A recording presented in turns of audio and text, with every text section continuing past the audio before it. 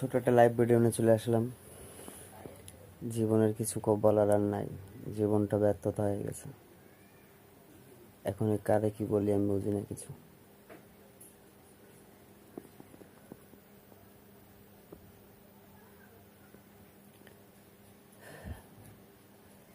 তারপরে একটা কথা আছে যে আমি মূর্খ মানুষ দেখে আমাকে সবাই জ্বালায়, আমার সব কিছু নিয়ে নেয়।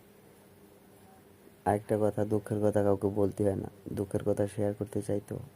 এই কারণে মানুষ ভাবে যে মনে হচ্ছে বেশি অতিরিক্ত ভাইবে না। সব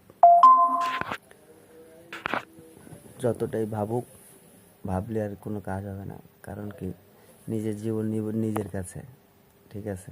আমার জীবন আমার কাছে, তোমার জীবন তোমার কাছে, তোমার বুদ্ধি তোমার কাছে রাখো, আমার বুদ্ধি আমার কাছে। ভালো থাকবা। জীবনে চাই না আর ব্যথা পেতে, বহুত ব্যথা পাইছি। এখনো চাই একা একা থাকতে, একটু আমাকে বাঁচতে দাও। ভালো থাকো।